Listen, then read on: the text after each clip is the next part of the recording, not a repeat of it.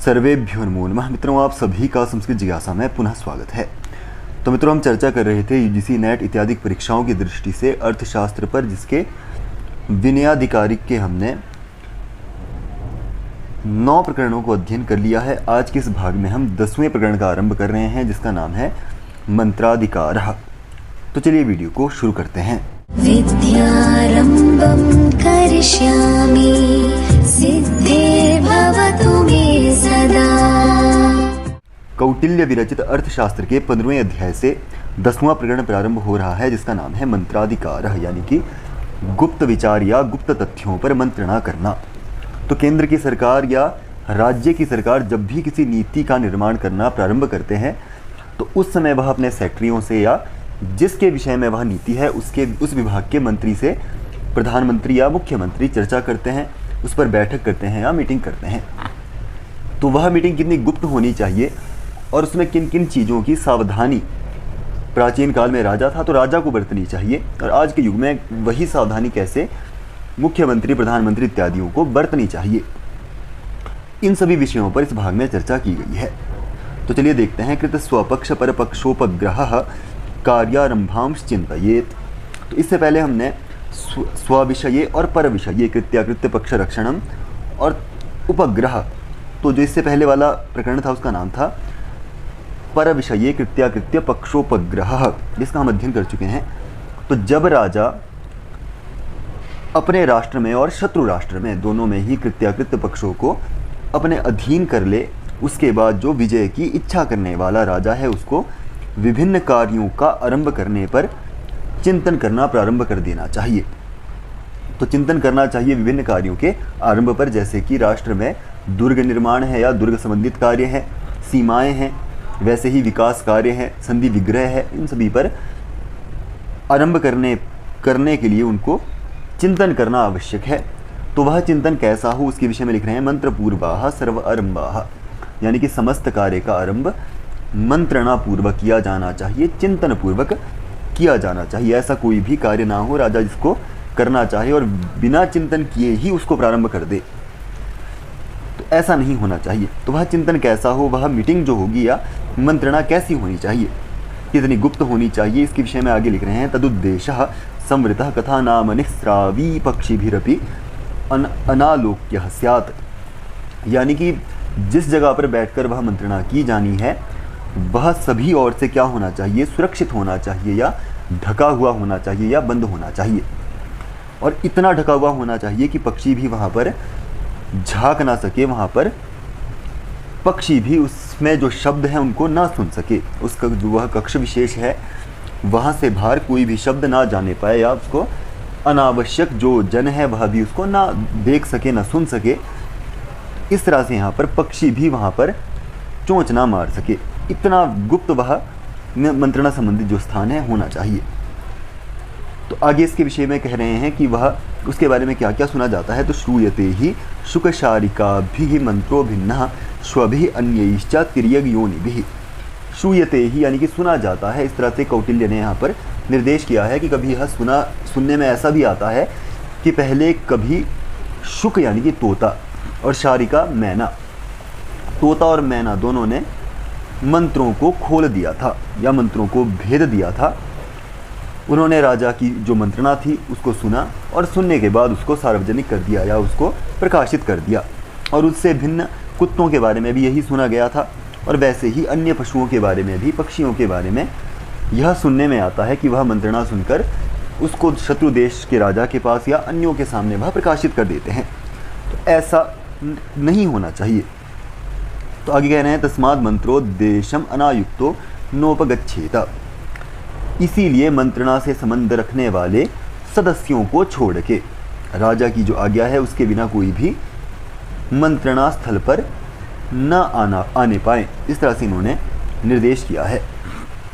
तो राजा जिसको उस मंत्रणा से संबंधित अपेक्षित समझेगा कि यह इस मंत्रणा के लिए आवश्यक है, उन लोगों को छोड़कर, वह मंत्री है, अमात्य है, उन सभी को छोड़ के राजा की आज्ञा के बिना दूत भी हो, चाहे वह कितना भी खास हो, पत्नी हो, पुत्र हो, वह भी उस मंत्रणा को ना सुन पाए। और यदि कोई सुन ले या उसको सुनने की चेष्टा करे तो उसके साथ क्या करना चाहिए, मंत्र भेदी उच्छिद्येत, यानी कि जो मंत्र के भेद को जानने का प्रयास करें या मंत्र के भेद को सुनने का प्रयास करें या सार्वजनिक करने की कोशिश करें, उसको तत्काल ही दंडित किया जाना चाहिए या उसको मार देना चाहिए।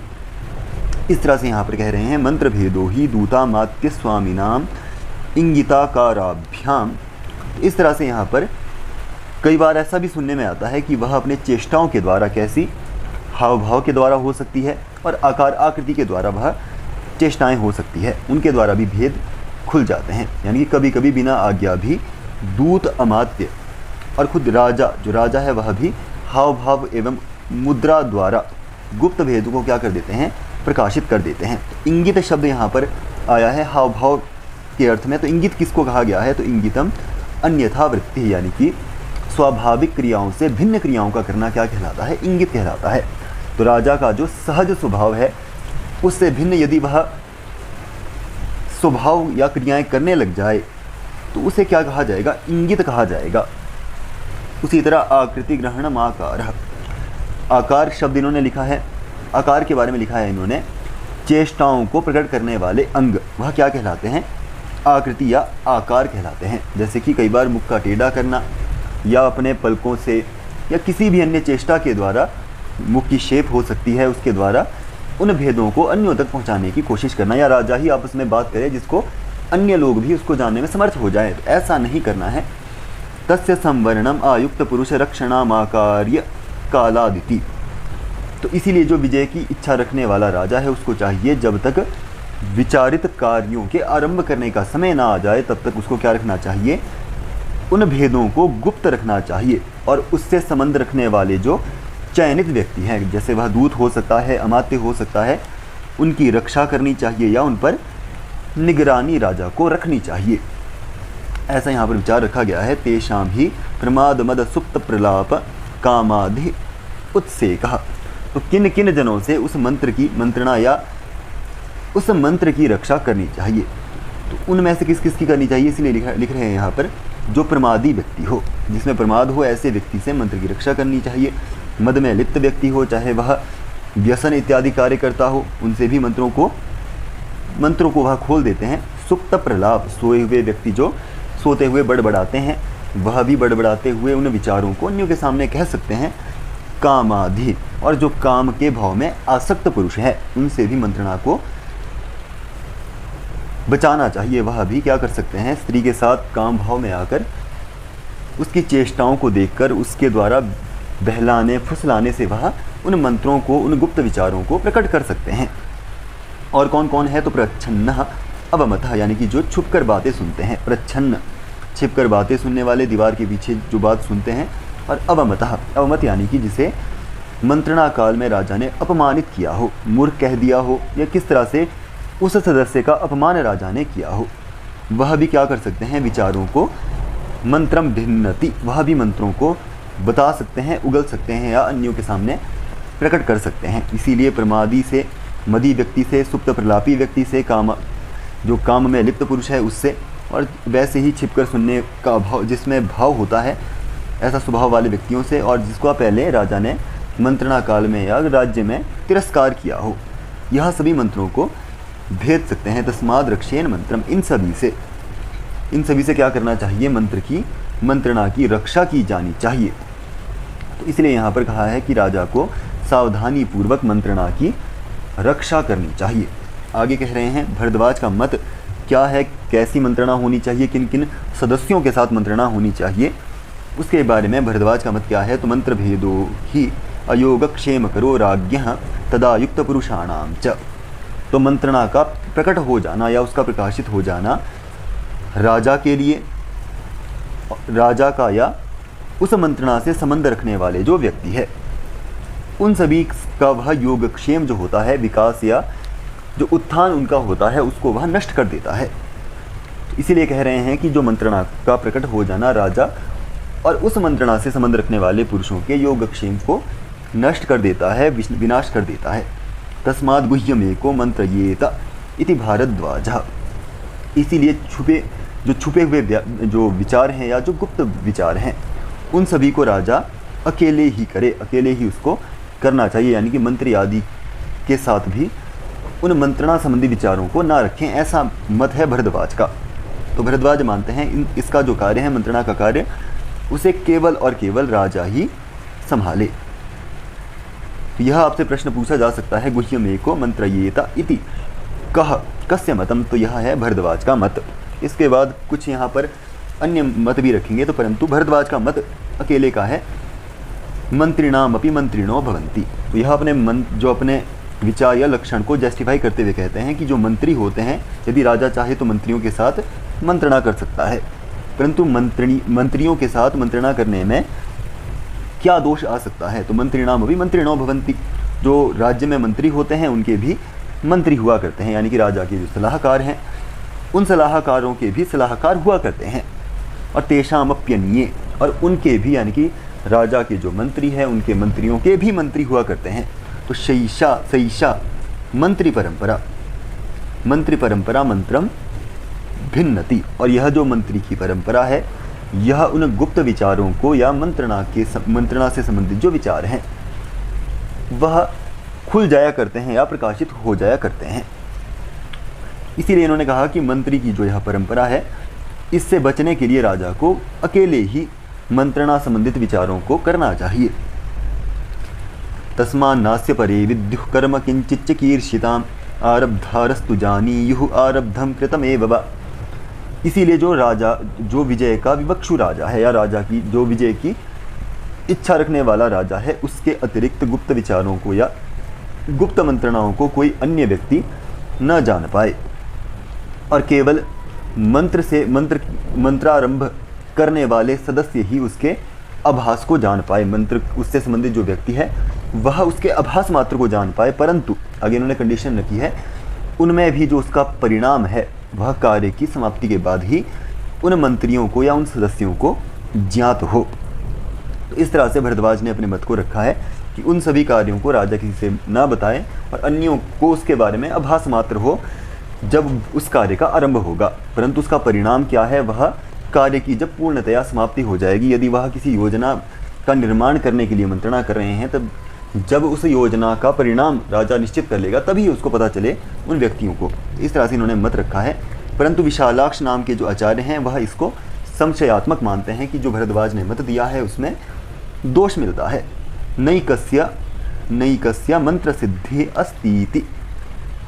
तो विशालाक्ष मानते हैं कि केवल एक ही व्यक्ति का विचार किया हुआ मंत्र, एक ही व्यक्ति के द्वारा किया गया जो विचार है वह सिद्ध नहीं हो सकता, वह सिद्धि को प्राप्त नहीं हो सकता। क्यों नहीं हो सकता, इसके बारे में लिखते हैं, प्रत्यक्ष परोक्षानुमेया ही राजवृत्ति, क्योंकि जो राज कार्य होते हैं वह प्रत्यक्ष और परोक्ष और अनुमेय इन तीनों रूपों में, या मूल रूप से प्रत्यक्ष और परोक्ष इन दो रूपों में ही जो राज कार्य हुआ करते हैं। इसलिए मंत्री का कार्य क्या होता है, तो अनुपलब्धस्य ज्ञानम, जिस विषय में या जिस भी कार्य के विषय में ज्ञान ना हो, ज्ञान का अभाव हो, उस विषय में ज्ञान को उपलब्ध करवाना। उपलब्धस्य निश्चय बलाघातम, और जिसके बारे में ज्ञान प्राप्त कर लिया हो उसको निश्चय पूर्वक दृढ़ करना। अर्थद्वैधस्य संशय छेदकम, यानी कि जिस कार्य के विषय में आंशिक ज्ञान हो या जिस कार्य के विषय में क्या हो, संशय हो, उस संशय की निवृत्ति करना। यानी कि जिस कार्य में संदेह आ जाए उस पर विचार विमर्श द्वारा उस संदेह को, उस संशय को निवारण करना। यह भी किसका कार्य है, मंत्री का कार्य है। और वैसे ही एक देश दृष्टस्य शेषोपलब्धिरिति मंत्री साधयेत, और वैसे ही किसी कार्य विषयक आंशिक ज्ञान को पूर्ण करना, या जो किसी भी कार्य का आंशिक ज्ञान है उसके शेष ज्ञान को जानना या उसको पूरा करना, ये सभी कार्य किसके हैं, मंत्री के। यह सभी कार्य हैं, या इन सभी कार्यों को क्या करें, मंत्री साधें या उसको सिद्ध करें। तस्मात् बुद्धिवृद्धि सार्धमासीत मंत्रम, इसीलिए किनके साथ करना चाहिए मंत्रणा को, इसीलिए राजा को बुद्धिवृद्धि, यानी कि जो विवेकशील व्यक्ति हो, जो ज्ञान में वृद्ध व्यक्ति है और अनुभवी व्यक्ति है, उनके साथ ही राजा को मंत्रणा करनी चाहिए। ऐसा मत किसका है, विशालाक्ष का है। तो इन्होंने भरद्वाज के मत को क्या माना है, संशयपूर्वक माना है, क्योंकि मंत्री के बहुत सारे कार्य होते हैं और राजा हर कार्य को करने में सक्षम नहीं हो सकता, और यदि होता तो उसको मंत्री की आवश्यकता ही नहीं रहती। इसीलिए ऐसे व्यक्ति के साथ मंत्रणा की जानी चाहिए जो बुद्धि से वृद्ध हो और अनुभवी व्यक्ति हो। उनके साथ ही मंत्रणा या कार्य के संबंध में गुप्त विचारों को, गूढ़ रहस्यों को करना चाहिए। ऐसा मत विशालाक्ष ने रखा है। आगे देखते हैं। न किंचिदवमन्येत सर्वस्य शृणुयान् मतम् बालस्याप्यर्थवद् वाक्यम उपयुञ्जीत पंडितः। न किंचित अवमन्येत, यानी कि राजा को किसी भी व्यक्ति का तिरस्कार नहीं करना चाहिए, किसी भी सदस्य का तिरस्कार नहीं करना चाहिए। सर्वस्य शृणुयान् मतम्, सभी व्यक्तियों का, सभी जो राज्य के लोग हैं, जो राज्य में रहने वाले मुख्य शक्तियां हैं, उन सभी के मत को उनसे सुनना चाहिए। बालस्याप्यर्थवद् वाक्यम, और यदि कोई जो बालक है या बच्चा है, उसके मन में भी जो सारगर्भित वचन है, विचार हैं, उसको भी पंडितः उपयुञ्जीत, जो विद्वान या जो विवेकशील राजा है उसको सुनना चाहिए। ऐसा मत किसका है? ऐसा मत दिया है विशालाक्ष ने। परंतु जो आचार्य पराशर है वह विशालाक्ष के मत से सहमत नहीं है, वह इसको संशयात्मक मानते हैं। उनका मानना है एतन मंत्र ज्ञानम न एतत मंत्र रक्षणमिति पराशराः। पराशर के जो अनुयायी हैं या जो पराशर आचार्य हैं, दोनों की बात की जा सकती है। पराशराः यानी कि जो पराशर ऋषि के अनुयायी हैं, शिष्य हैं, उनका मानना है कि जो मत यहाँ पर विशालाक्ष ने रखा है उससे मंत्र का, विचारों का ज्ञान तो हो जाएगा, परंतु उससे उस मंत्र की रक्षा संभव नहीं हो सकती, क्योंकि विचारों को प्राप्त करना मात्र ही राजा का कार्य नहीं है, उसकी रक्षा करना भी राजा का कार्य है। इसीलिए यह जो बात विशालाक्ष ने कही है कि सभी के मतों को सुने, उससे मंत्र की रक्षा नहीं हो सकती। यदस्य कार्यमभिप्रेतम तत्प्रतिरूपकम मंत्रिणम पृच्छेत। अतः राजा को जो कार्य अभिप्रेत हो उसके समान ही किसी दूसरे कार्य के संबंध में मंत्रियों से राजा इस प्रकार पूछे। यानी कि जो उस कार्य से संबंध रखने वाले व्यक्ति हैं, उनके प्रति जिस भी योजना का निर्माण राजा करना चाहता है या जो भी कार्य करना चाहता है, उससे संबंध रखने वाले व्यक्तियों से राजा पूछे। कार्यम इदम एवं आसीद एव वा यदि भवे तत्कथम कर्तव्यमिति। यानी कि राजा किसी ऐतिहासिक घटना का हवाला देकर कहे कि यह कार्य पहले इस प्रकार किया गया था, और यदि इस कार्य को इसी प्रकार किया जाना हो तो इसे कैसे करना चाहिए। इस तरह से वह विभिन्न विभागों के जो सदस्य हैं उनके प्रति एक एक के पास जाके पूछे, तत्कथम कर्तव्यमिति, उसको कैसे करना है। ते यथा ब्रूयुः तत्कुर्यात्, वह जैसा बोले वैसा ही राजा को कर देना चाहिए। एवं मंत्रोपलब्धि समृतिश्च भवतीति, इससे दोनों की प्राप्ति होगी, यानी कि ऐसा करने से मंत्र की भी या विचारों की भी प्राप्ति होगी और उसकी रक्षा भी इस लक्षण के द्वारा संभव हो पाएगी। ऐसा पराशर का मत है। परंतु जो नारद या पिशुन आचार्य हैं वह इसको दोषपूर्ण मानते हैं। नेति पिशुनः, कि नहीं ऐसा नहीं है, यह जो मत है यह दोषपूर्ण है। क्यों है? मंत्रिणो ही व्यवहितमर्थम वृत्तम अवृत्तम वा पृष्ठमनादरेण ब्रुवन्ति प्रकाशयन्ति वा। तो इससे उनके मन में संशय उत्पन्न हो सकता है कि राजा के इन कार्यों के करने के बाद भी वह हम पर विश्वास नहीं कर सकता। इसीलिए वह कैसा जवाब देंगे? वह अनादर पूर्वक या लापरवाही से वह उत्तर देंगे।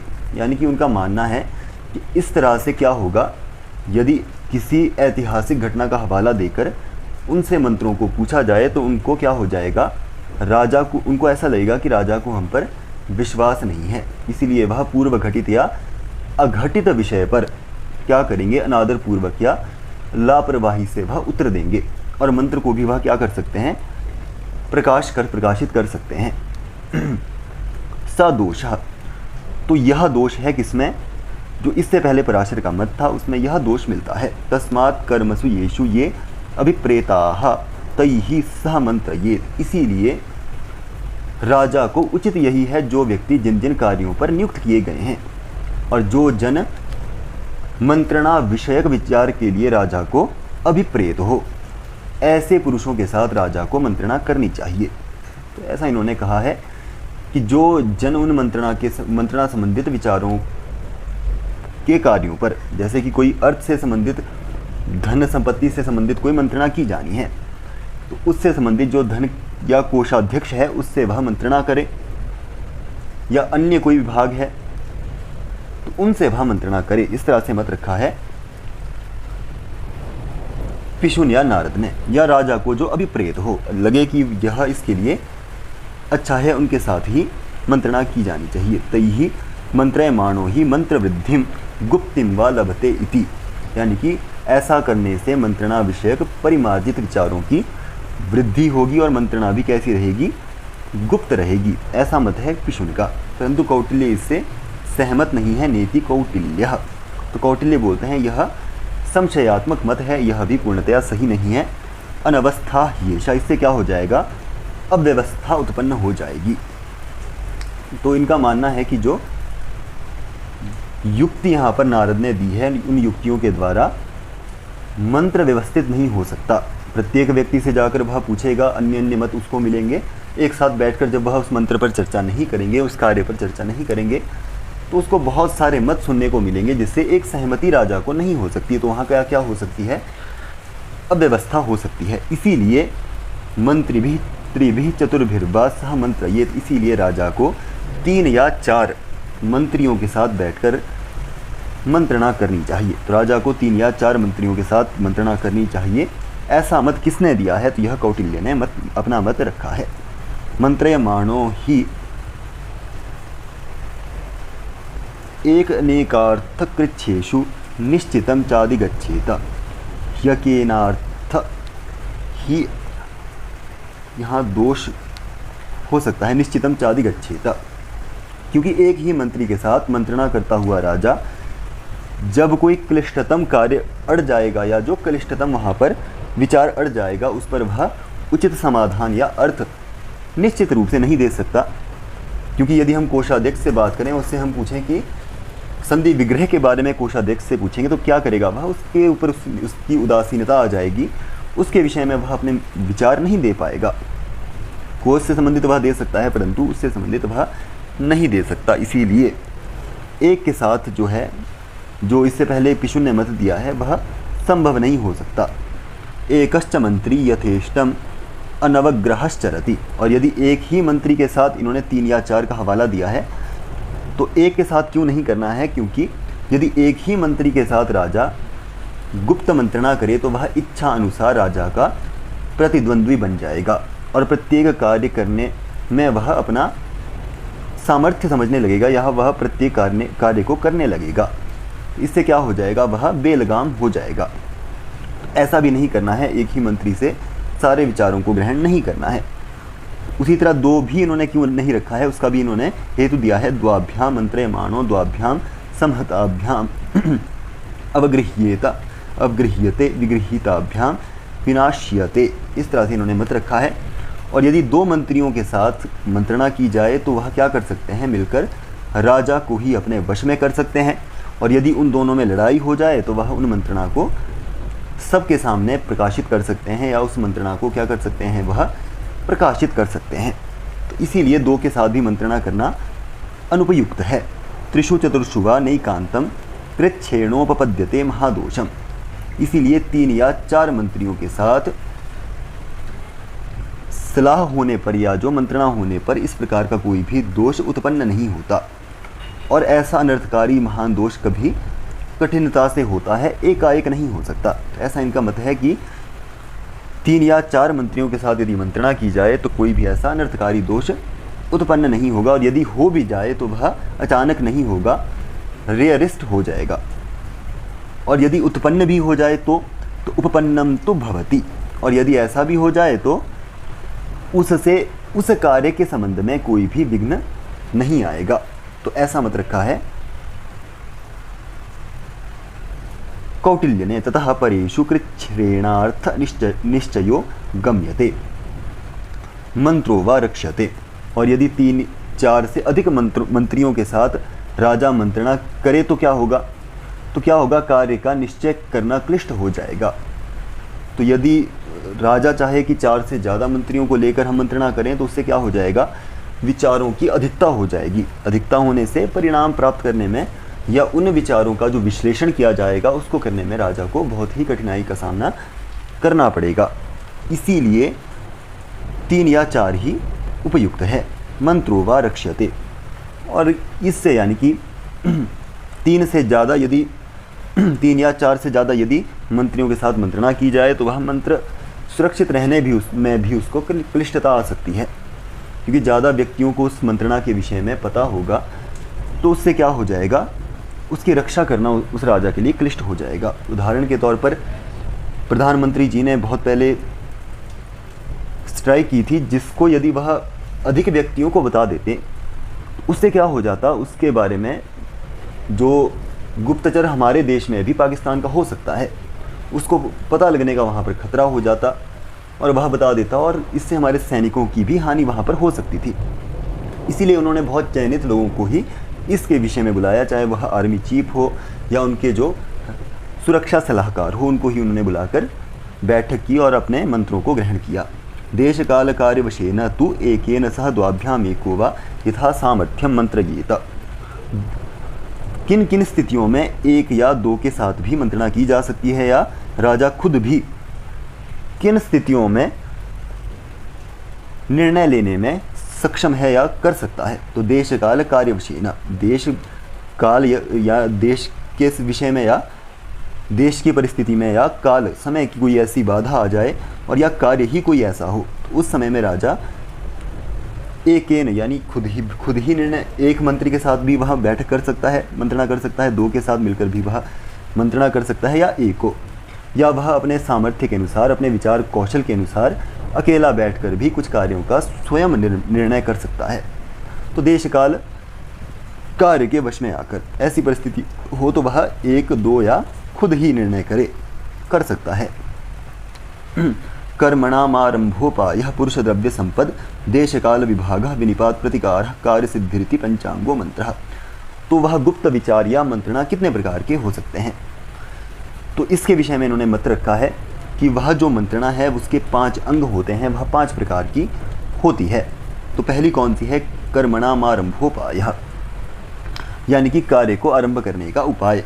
कोई भी योजना यदि राजा बनाना चाहता है, किसी भी कार्य को आरंभ करना चाहता है, उसके उपाय, उससे संबंधित क्या हो सकती है, मंत्रणा हो सकती है। दूसरा है पुरुष द्रव्य संपद। पुरुष द्रव्य संपद यानी कि पुरुष और किसी व्यक्ति विशेष के बारे में हो सकती है, और द्रव्य और संपद, द्रव्य या धन के विषय में या संपत्ति के विषय में मंत्रणा हो सकती है। तो यह दूसरा मंत्रणा का विभाग है। देश काल विभाग, देश और काल इन दोनों के विभाग के संबंध में। विनिपात प्रतिकार यानी कि विघ्न और उसके प्रतिकार से संबंधित मंत्रणा। कार्य सिद्धिरिति पंचांगो, और कार्य की सिद्धि के संबंध में यह 5 प्रकार की मंत्रणा हो सकती है। तान एकैकशः पृच्छेत समस्तांश्च। तो किस तरह से उन मंत्रों को राजा को अन्यों से पूछना चाहिए, उन विचारों को कैसे पूछना चाहिए, तो मंत्र के विषय में राजा एक मंत्री से पूछे, ऐसा भी कर सकता है, और वैसे ही वह सभी से मिलकर भी पूछ सकता है, यानी कि सभी मंत्रियों से भी वह मिलकर परामर्श ग्रहण कर सकता है। तो वह एक से जाकर पूछ सकता है, नहीं तो वह इन सभी को बुलाकर समक्ष इनके प्रश्न रखकर सबसे पूछ सकता है। हेतुभिः च येषां मति प्रविवेकान विद्यात्। हेतु भी यानी कि युक्तियों द्वारा मंत्रियों के भिन्न भिन्न विचारों को या अभिप्रायों को राजा जाने या ग्रहण करें। तो उनसे जो विचार मिलेंगे उसको वह युक्तियों के द्वारा उनके सभी मतों को वह सुने। अवाप्तार्थ कालम नातिक्राम्येत, और अर्थ का निश्चय करके, यानी कि उससे संबंधित जो विचार प्राप्त होंगे उसका विश्लेषण करे, और जब परिणाम का निश्चय करे उसको बिना विलंब किए कार्य के रूप में उसको परिणत करने का यत्न राजा को करना चाहिए।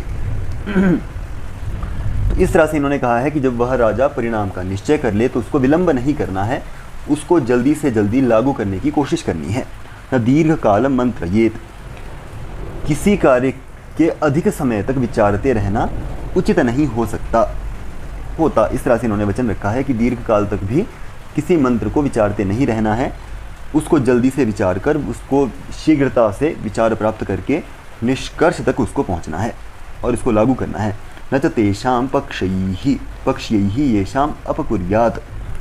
और जिन लोगों का कभी राजा ने तिरस्कार किया हो, कभी भी किसी को मूर्ख बोल दिया हो या कुछ ऐसी बातें बोल दी गई हो जिससे कि उसके मन को ठेस पहुंच गई हो, ऐसे व्यक्तियों के साथ और ऐसे व्यक्तियों के साथ जो संबंध रखने वाले व्यक्ति हैं, उन सभी के साथ राजा को मंत्रणा नहीं करनी चाहिए या मंत्रणा संबंधित विचारों को उनके सामने नहीं रखना चाहिए।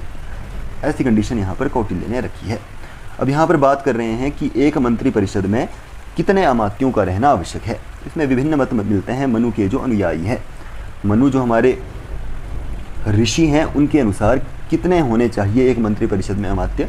तो मंत्री परिषदम द्वादशामात्यान कुर्वीता इति मानवाः। तो मनु के जो अनुयायी हैं, उसके शिष्य हैं, उनका मानना है कि जो एक मंत्री परिषद है उसमें 12 अमात्य होने चाहिए। परंतु बृहस्पति के जो आचार्य जो अर्थशास्त्री हैं बृहस्पति, उनके अनुयायियों का मानना है कि नहीं, या उनका मत है कि 16 एक मंत्री परिषद में अमात्य होने चाहिए। और औशनसाह, उशन यानी कि शुक्र के जो अनुयायी हैं या जो आचार्य शुक्र है, उनका मानना है कि एक मंत्री परिषद में 20 अमात्य होने चाहिए। यथा सामर्थ्यम इति कौटिल्यः।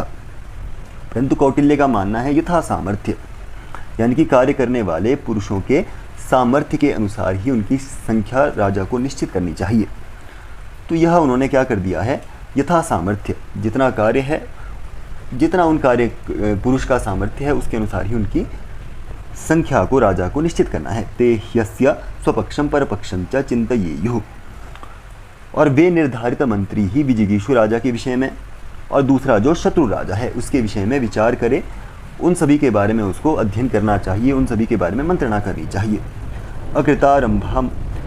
अकृतारंभम यानी कि जिस कार्य का आरंभ ना किया गया हो ऐसे कार्य को आरंभ करना।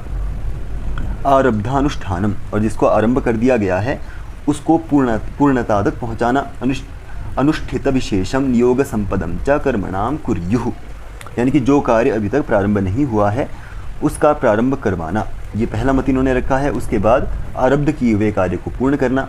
और अंतिम में इन्होंने कहा है जो कार्य पूर्ण हो चुका हो उसमें आवश्यकता अनुसार संशोधन या परिमार्जन करना। यह सभी कार्य उस मंत्री परिषद में रहने वाले अमात्यों के होते हैं। यानी कि कहना क्या चाहते हैं यहाँ पर जो आचार्य कौटिल्य है, उनका मानना है जिस प्रकार के कार्य हों, जिन प्रकार के कार्य हो सकते हैं, उन विभागों के कार्यकर्ता अपने कार्यों को अंत तक पहुँचाए, कैसे अच्छे से उनको अंत तक पहुँचाए, ऐसा मानना है कौटिल्य का। आगे कह रहे हैं आसन्नैः सहकार्याणि पश्येत्, यानी कि जो मंत्री राजा के समीप हो, राजा उनके साथ मिलकर कार्यों को देखे या कार्यों का निश्चय करे, उसके बारे में योजना बनाए। अनासन्नैः सह पत्र संप्रेषणेन मंत्रयेत, परंतु जो मंत्री राजा से दूर रहते हैं उनके पास पत्र आदि भेजकर कार्य का निश्चय राजा को करना चाहिए। तो यह मत रखा है कौटिल्य ने। आगे कह रहे हैं इंद्रस्य ही मंत्री परिषद ऋषीणाम सहस्रम। यहाँ पर इंद्र का उदाहरण दे रहे हैं कि जो इंद्र का मंत्री परिषद था उसमें 1000 ऋषि सम्मिलित थे या उसमें 1000 ऋषिजन थे। स तच्चक्षुः तस्मादिदं द्वैक्षम सहस्राक्षमाहुः, यानी कि राजा की जो कैबिनेट थी, मंत्री परिषद थी, उसमें 1000 ऋषिजन थे और वही 1000 ऋषिजन विभिन्न कार्यों को देखा करते थे, जिससे कि वही इंद्र की चक्षु कहलाया करते थे। इस कारण से उस इंद्र की 2 आंखें होने पर भी वह सहस्राक्ष या 1000 आंखों वाला कहलाया गया। क्यों कहलाया गया? क्योंकि उसकी कैबिनेट में 1000 ऋषिजन सम्मिलित थे, वही उसकी चक्षु थे, इसीलिए इंद्र को 1000 चक्षुओं वाला कहा जाता था। आत्ययिके कार्ये मंत्रिणो मंत्री परिषदम चाहूय ब्रूयात, यानी कि जब कोई कठिन परिस्थिति राजा को आ जाए तो मंत्रियों और मंत्री परिषद को बुलाकर राजा उनसे सब कुछ कहे, सब कुछ उनको बताए।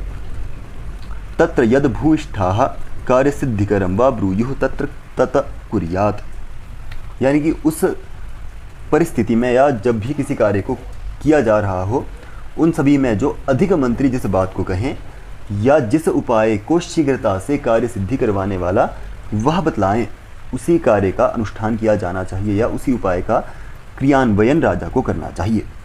जैसे कि आप पार्लियामेंट में देखते भी हैं, किसी भी जब बिल को कोई मंत्री प्रस्तुत करता है, उस दौरान भी जब बहुमत प्राप्त होता है तभी उसको सिद्ध किया जाता है। वैसे ही यहाँ पर कह रहे हैं,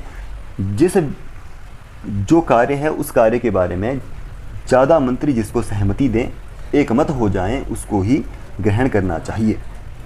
और या दूसरी कंडीशन इन्होंने रखी है, या ऐसा हो कि जिससे कार्य की सिद्धि जल्दी हो सके, शीघ्र हो सके, ऐसे उपाय को क्रियान्वयन राजा को करना चाहिए। कुर्वतश्च इति। तो इसको एक श्लोक के माध्यम से बता रहे हैं। 2 श्लोक दिए हैं। नास्ति गुह्यम परे विद्युः छिद्रम विद्यात् परस्य च गुह्येत कूर्म इमांगानि यत् स्यात् विवृतम आत्मनः। यानी कि इसी प्रकार राजा कार्य करते हुए गुप्त रहस्यों को किसी बाहरी व्यक्ति को या राजा के जो अधिकार क्षेत्र में ना हो, जो उस मंत्रणा से संबंधित या विचार से संबंधित अनपेक्षित हो, उनसे क्या करे, वह सुरक्षित करे या उनको पता ना लगने दे। और कोशिश क्या करनी है कि दूसरों के भेदों को, तो यहाँ पर कहा है परस्य विद्यात्, यानी कि जो दूसरे शत्रु देश का राजा है उनके जो गुप्त मंत्रणाएं हैं उसको जानने की कोशिश करें। गुह्येत कूर्म इमांगानि तत्स्यात् विवृतम आत्मनः। यानी कि राजा को इस तरह से उस मंत्र को सुरक्षित रखना है। किस प्रकार से? जिस तरह से एक कछुआ अपने अंदर क्या कर लेता है, अपने अंगों को समाहित कर लेता है। तो यहाँ पर सिंपल रूप से कहा जा रहा है कि गुप्त रहस्यों को किसी भी बाहरी व्यक्ति को, राजा को पता नहीं लगने देना है, और उल्टा यह कोशिश करनी है कि दूसरे के दोषों को या दूसरों का जो भेद है, जो मंत्रणा है, उसका ज्ञान प्राप्त करने की उसको कोशिश करनी चाहिए। और राजा को अपने गुप्तचरों को उसी प्रकार अपने मन में छिपा कर रखना है जिस प्रकार से कछुआ अपने अंदर अपने अंगों को छिपा लिया करता है। यथा यशोत्रियः श्राद्धम न सताम भोक्तुमर्हति एवं अश्रुत शास्त्रार्थो न मंत्रम श्रोतुमर्हति। यानी कि जिस प्रकार वेद से विहीन व्यक्ति या वेद से विहीन जो ब्राह्मण है, वह किसी श्रेष्ठ व्यक्ति के यहाँ श्राद्ध कार्य करने में समर्थ नहीं हो पाता, उसी प्रकार शास्त्र ज्ञान से जो विहीन मनुष्य है या राजा है, वह मंत्र को कभी भी सुरक्षित नहीं रख सकता। तो इस तरह से इन्होंने उपमा के माध्यम से मंत्र की सुरक्षा के विषय में ज़्यादा से ज़्यादा इस भाग में फोकस किया है। तो इन्होंने 2 प्रकार के मत रखे हैं। पहला, मंत्र को कैसे ग्रहण करना है फर्स्ट, और सेकंड रखा है इन्होंने उसकी सुरक्षा। दोनों ही इन्होंने महत्वपूर्ण माने हैं, जिसमें इन्होंने मंत्र के विषय में विभिन्न पिशुन, विशालाक्ष इत्यादि आचार्यों के मतों को भी रखा, और मंत्री परिषद कैसी हो उसके बारे में भी इन्होंने मत को रखा। तो इस तरह से कौटिल्य अर्थशास्त्र के पहले अधिकरण विनयाधिकारी के 15वें अध्याय की समाप्ति होती है, और उसी प्रकार 10वां जो यहाँ पर प्रकरण था मंत्राधिकार, वह भी समाप्त होता है। तो आज की वीडियो में इतना ही। उम्मीद करता हूँ आपको यह वीडियो पसंद आई है, और वीडियो यदि पसंद आई है तो मित्रों के साथ शेयर करें, और चैनल यदि आपको इंपॉर्टेंट लगता है तो चैनल को सब्सक्राइब जरूर करें। मिलते हैं अगले भाग में, तब तक के लिए धन्यवाद।